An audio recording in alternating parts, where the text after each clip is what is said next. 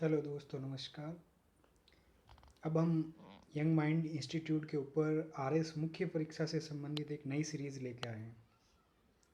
RS मुख्य परीक्षा 2022 को लेकर, क्योंकि जो पिछली बार जैसे क्वेश्चन आए हैं उसके हिसाब से देखा जाए तो भारतीय दर्शन है ना, ये एक महत्वपूर्ण टॉपिक बन जाता है। ये हॉट टॉपिक है और यहाँ से जब क्वेश्चन आते हैं तो ऐसा लगती है कि ये बाउंसर है, ये हमने कभी पढ़ा नहीं है, ऐसा फील होता है। तो इसके लिए हमने थोड़ा भारतीय दर्शन के ऊपर काम किया है आरएस मेंस के हिसाब से। तो मुझे लगता है कि अगली बार भी यहाँ से क्वेश्चन आने के चांसेस रहेंगे, क्योंकि 2000 आरएस की जो वैकेंसी 2018 थी, 2016 के अंदर जो पेपर हुआ था, 2013 के अंदर हुआ था और 2021 के अभी मार्च के अंदर, यहाँ से वेदांत दर्शन से एक दो क्वेश्चन आते ही आते हैं और इस बार भी 2 नंबर का क्वेश्चन आया था। तो अब हम देख लेते हैं कि क्या है ये, क्या कहना चाह रहा है भारतीय दर्शन, उससे संबंधित हम सारी चीज़ों को देखते हैं। तो भारतीय दर्शन से संबंधित हम बात करते हैं तो भारतीय दर्शन चारवाक का सुखवाद, जैन दर्शन का त्रिरत्न सिद्धांत, बौद्ध दर्शन का अष्टांगिक मार्ग, सांख्य न्याय वैशेषिक, वेदांत दर्शन का ज्ञान मार्ग, मीमांसा का क्रमवाद, गीता का निष्काम कर्म, केवल ये इतनी सारी चीज़ें भारतीय दर्शन के अंदर समाहित है। ये ना केवल भारत को या भारतीय जो दार्शनिक परंपरा है उसको सैद्धांतिक रूप से प्रभावित करती है, बल्कि ये व्यवहारिक दृष्टिकोण से भी है ना इसको पुष्ट करता है। इसलिए भारतीय दर्शन को क्या कहा जाता है, ये साधन है ना कि साध्य। साध्य क्या है? भारतीय दर्शन का साध्य है दुखों से निवृत्ति प्राप्त करना, लोगों को है ना मोक्ष दिलाना, ये भारतीय दर्शन का मुख्य साध्य है। अब हम आगे चलते हैं कि ये क्या ना क्या चाह रहा है। अब भारतीय दर्शन के अंदर विभिन्न संप्रदाय हैं। अब इन संप्रदायों के बारे में हम जानकारी प्राप्त करते हैं कि भारतीय दर्शन संप्रदायों में वेदों की प्रामाणिकता, जैसे वेद भारत में क्या महत्वपूर्ण थे, वेद थे, 4 वेद आए थे।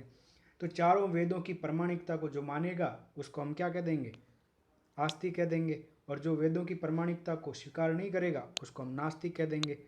अब आस्तिक और नास्तिक भारतीय परंपरा, दार्शनिक परंपरा के अंदर वेद की प्रामाणिकता के आधार पर है ना स्वीकार किया जाता है। यदि वेद की प्रामाणिकता को आप मानते हो इसका मतलब आस्तिक हो, आप भगवान को मानते हो इसका मतलब आस्तिक हो, आप भगवान को नहीं मानते हो तो इसका मतलब नास्तिक हो। तो इसके आधार पर भारत के अंदर 2 वर्ग हैं, एक को कहा गया आस्तिक वर्ग, दूसरे को कहा गया नास्तिक वर्ग। अब ये आस्तिक और नास्तिक वर्ग के अंदर यहाँ से 2018 के अंदर एक क्वेश्चन आया था, ये आर एस 2018 के अंदर पूछा गया कि 3 नास्तिक दर्शनों के नाम लिखिए। तो एक हो गया चारवाक, एक हो गया बौद्ध दर्शन और एक हो गया जैन दर्शन। तो ये लिखने थे और 2 में से 2 नंबर प्राप्त करने थे।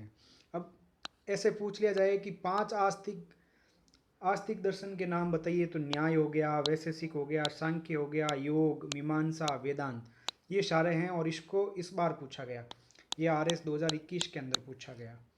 तो देख लो एक ही जगह से क्वेश्चन आ रहा, 18 से आगे पूछा नास्तिक पूछा 18 में, 21 उसके बाद में वैकेंसी 21 में आई, उसमें आस्तिक पूछ लिया। तो सोच लो कि अगला क्वेश्चन क्या बन सकता है। यदि आप थोड़ा अच्छी तरीके से पढ़े तो अगले क्वेश्चन का भी आप है ना ऐसे गैस कर सकते हैं कि यहाँ से क्वेश्चन आ सकता है।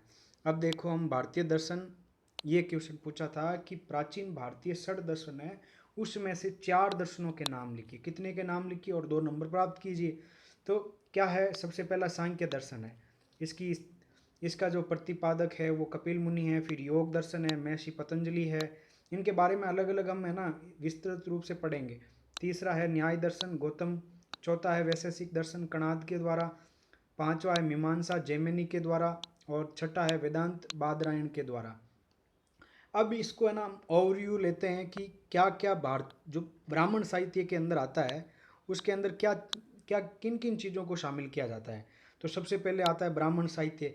ब्राह्मण साहित्य में सबसे पहला भाग आता है वेद का। वेद कितने हैं? 4 हैं, ऋग्वेद, यजुर्वेद, सामवेद और अर्थवेद। फिर आता है ब्राह्मण ग्रंथ। इन वेदों को ही, जैसे वेद क्या है कि कठिन लैंग्वेज है, आम आदमी आसानी से नहीं समझ सकता है, तो इनके लिए फिर आए ब्राह्मण ग्रंथ, जैसे ऐत्रेय हो गया, कौशिकी हो गया, गोपत हो गया। फिर है ना आरण्यक आए। क्या हुआ कि जैसे आश्रम धर्म की स्थापना हो गई थी, अब इन आश्रम धर्म की स्थापना होने के बाद लोग क्या हुए कि जंगलों के अंदर जाने लगे, आरण्य यानी वनों के अंदर जाने लगे, और वहाँ पे बैठ के क्या है कि ये जीवन क्यों है, मोक्ष की प्राप्ति कैसे होती है, जीवन का लक्ष्य क्या है, इन चीज़ों के ऊपर बातें करनी शुरू की अपने आप से। तो इन्होंने है ना आरण्यक आए, तीसरे नंबर पे आरण्यक का नंबर आता है। तो इसमें तैत्तिरीय हो गया, मैत्रायणी, ऐत्रेय हो गया।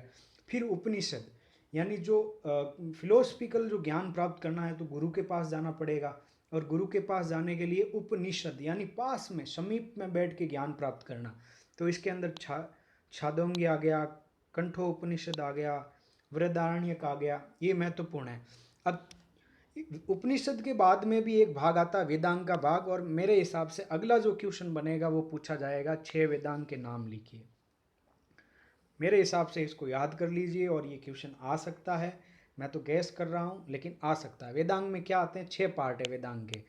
एक तो शिक्षा है, एक कल्प है, व्याकरण है, निरुक्त है, छंद है और ज्योतिष है। आ सकता है, वेरी वेरी मोस्ट इंपॉर्टेंट।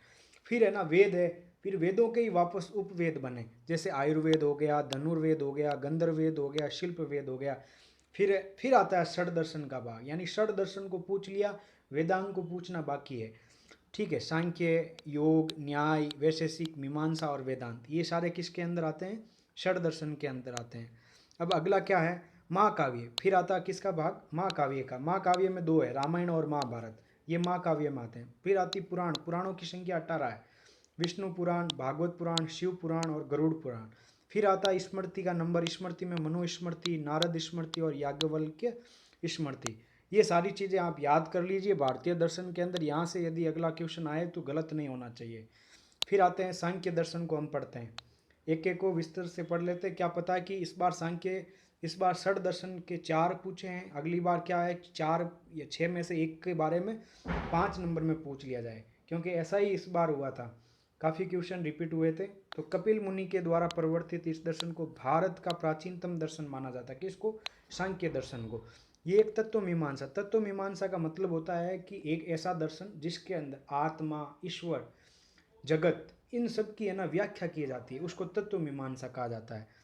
इसके अंतर्गत जगत की रचना पुरुष यानी चेतन सत्ता और प्रकृति यानी अचेतन सत्ता के सहयोग से बताया कि इस जगत का निर्माण कैसे हुआ, पुरुष और प्रकृति के मेल से इस जगत का निर्माण हुआ।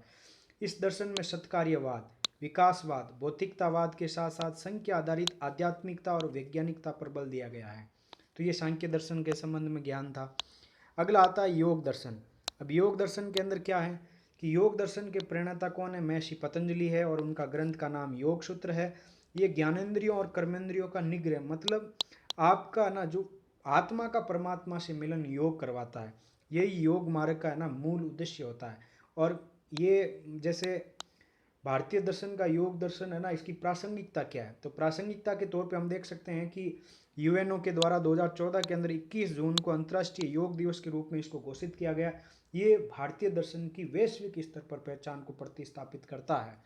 अगला कौन सा आता है, न्याय दर्शन। न्याय की स्थापना किसने की, एक मिनट। अगला आता है न्याय दर्शन। न्याय के प्रवर्तक कौन थे, महर्षि गौतम थे। न्याय के प्रवर्तक कौन थे, महर्षि गौतम थे। इनका ग्रंथ था न्याय सूत्र।